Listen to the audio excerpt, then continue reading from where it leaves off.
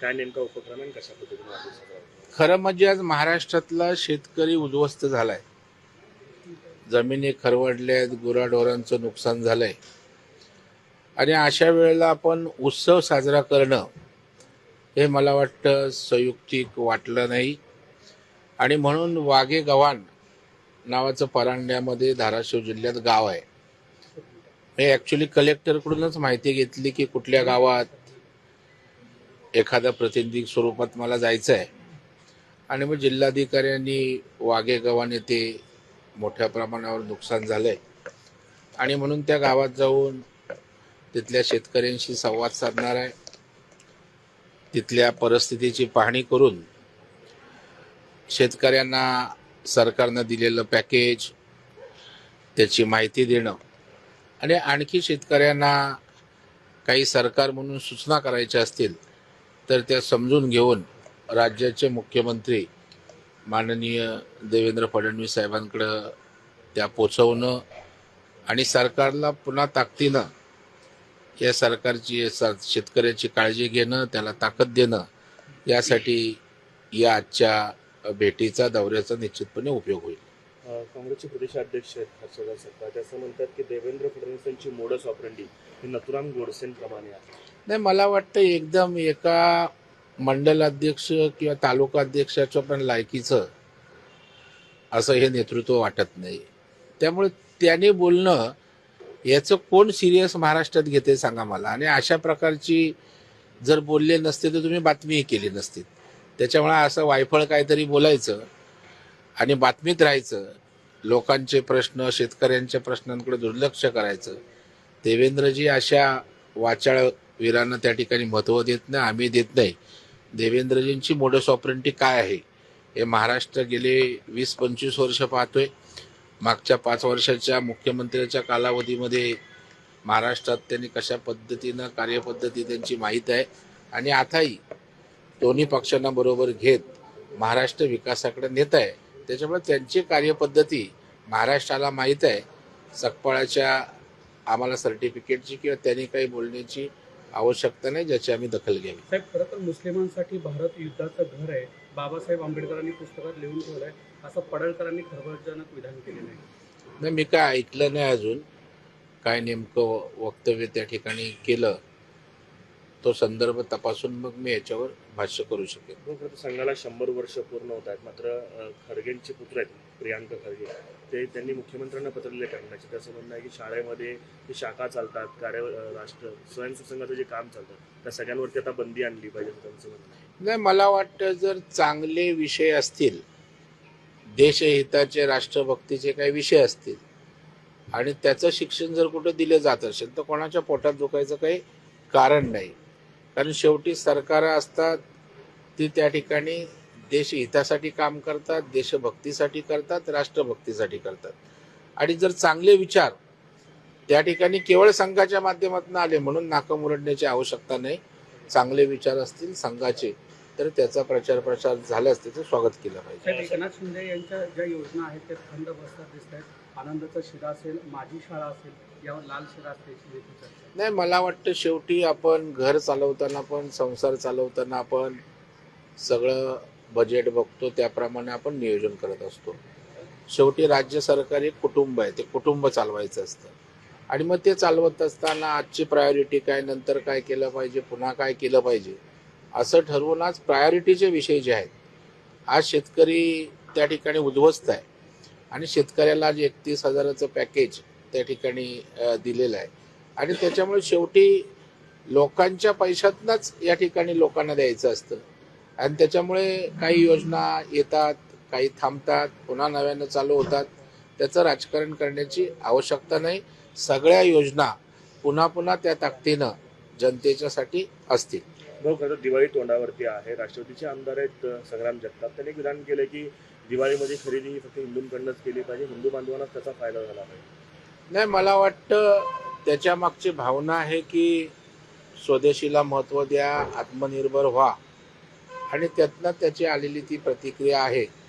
कारण स्वदेशी करत असताना स्थानिक वस्तू घ्या, स्थानिक लोकांनी तयार केलेले घ्या आणि मग या देशात स्थानिक किंवा हिंदुस्थानमध्ये आपण हिंदू बोलतो त्यांच्याकडून वस्तू घेतल्यास आत्मनिर्भर होईल या अर्थाने त्यांचं विधान असावं असं माझं आकलन आहे. पण अजित पवारांना हे पटत नाही. अजित पवारांनी त्यांना नोटीस पाठवली. त्यांनी सांगितलं की पक्षाच्या ध्येय धोरणाला अनुसरून नाहीये, विचारधारेला पटत नाहीये.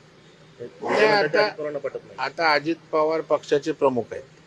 त्यांच्या आमदारांना काय करायचं हा त्यांचा लुकआउट आहे.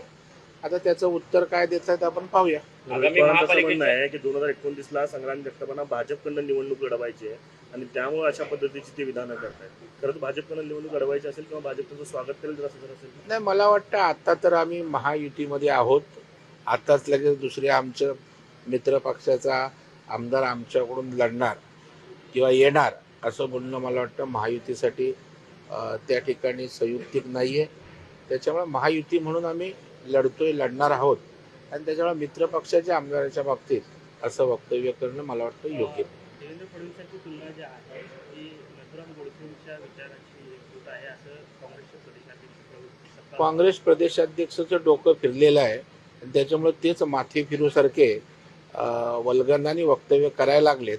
मला वाटतं एवढा बालिश आणि अपरिपक्व प्रदेशाध्यक्ष महाराष्ट्रानं कधी पाहिला नाही. आगामी महापालिकेच्या निवडणुकीच्या अनुषंगानं दोन्ही ठाकरे बंधू एकत्र येत आहेत. त्यांच्या भेटीगाठी दिवसेंदिवस वाढत आहेत. कधी काळी तुम्ही सुद्धा मनसेमध्ये काम केलेलं आहे.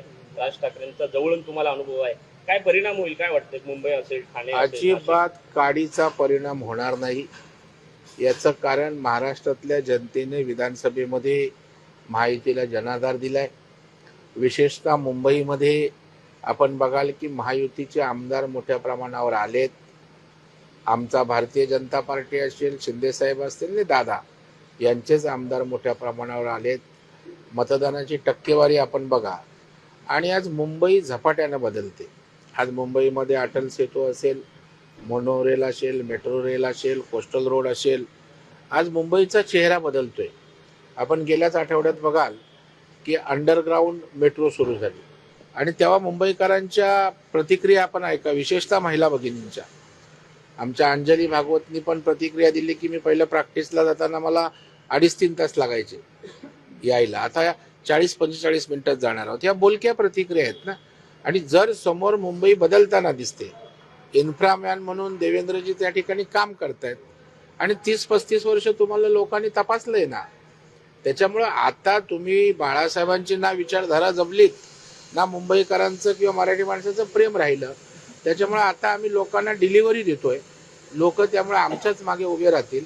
आणि मला आश्चर्य वाटतं की जशी काय महाराष्ट्रात कधी युती आघाडी झालीच नाही असं या विषयाकडे पाहताय. आता 2 भाऊ स्वाभाविक आहेत, 2 पक्ष आहेत, 2 नेते आहेत आणि दोघांनी एकत्र येणं ते लोकशाहीत एक प्रक्रिया आहे. आता महाविकास आघाडीत 3 पक्ष आहेत, महायुतीत 3 पक्ष आहेत. वेगळं काय घडतंय? ठीक आहे, वेगळं एवढंच आहे की 20 वर्ष कुटुंब एकत्र नव्हती. आपल्याला आनंद आहे सगळ्यांना 2 कुटुंब एकत्र येत असतील तर. परंतु राजकीय दृष्ट्या त्या ठिकाणी काडीचा परिणाम आमच्या माहितीवर होणार नाही. साहेब, खरं तर अंबादास दानवेंनी ट्विट करत जवळपास सरकारच्या 8 योजना ज्या आहेत त्या बंद केलेल्या आहेत. त्यामध्ये आनंदाचा शिदा असेल, माझी शाळा सुंदर शाळा, कसं पाहताय? मला वाटतं आपण घर चालवत असताना उपलब्ध पैशामध्ये नियोजन करत असतो, काटकसर करत असतो, पुन्हा त्या ठिकाणी आणखी नियोजन करत असतो. शेवटी सरकार चालवत असताना प्राधान्याचे विषय कुठले, परत पहिला आत्ता प्रायोरिटी काय आहे याचा विचार करून सरकार नियोजन करत असतं. आज शेतकरी आज त्या ठिकाणी अडचणीत आहे, मग त्यापेक्षा मोठी प्रायोरिटी आहे का? शेतकऱ्याची शेतीच्या शेत्या उद्ध्वस्त झाल्यात, गुरंढोरं त्या ठिकाणी नष्ट झालेत, गोठे उद्ध्वस्त झालेत. आज शेतकऱ्याला जगायचं कसा प्रश्न आहे. अशा वेळेला शेतकऱ्यासाठी जर काही त्या ठिकाणी मोठं पॅकेज दिलं असेल तर थोडाफार ताण तिजोरीवर येतो. मला वाटतं पुन्हा सगळ्या गोष्टी सुरळीतपणे हे सरकार निश्चित सुरू करेल. मुंबईच्या खासदार आहेत वर्षा गायकवाड, यांच्या कार्यपद्धतीवर कुठेतरी नाराजगी व्यक्त करत त्यांची तक्रार आता प्रदेश कार्यालयाकडे करण्यासाठी कशा पद्धतीने मग ह्या सगळ्या गोष्टी? मला वाटतं काँग्रेसची नाराजी पण असते, नाराजी पण जाते, त्यांना वाटतं ते करतात. त्याच्या काँग्रेसच्या नाराजीचा विषय फार सिरियस नाही. जे हायकमांडला वाटतं तेच होतं. नाराज कितीही लोक व्हा, आम्हाला जे तिथे वाटतं ते आम्ही करणार. यातच काँग्रेसने आपलं अस्तित्व संपून टाकलं. विजय वडेट्टीवार असं म्हणतायत, सध्या विजय वडेट्टीवारांनी ओबीसी मध्ये कोणाची घुसखोरी होऊ नये यासाठी एक मोर्चा काढलेला आहे पण त्यांचा एक जुना व्हिडिओ सुद्धा तो मनोज जरांगे पाटील यांच्या बाजूला बसून मराठा आरक्षणाला समर्थन देतात व्हिडिओ. त्यांनी युटर्न घेतलाय अचानक अशा पद्धतीने नाही, चर्चा मला सुरू आहे. वाटतं सोयीचं राजकारण प्रत्येकाचं सुरू आहे. जातीपातीवर राजकारण त्या ठिकाणी होता कामा नये. सरकार योग्य भूमिका घेत आहे, सर्व समाजाला न्याय देण्याचा प्रयत्न करत आहे.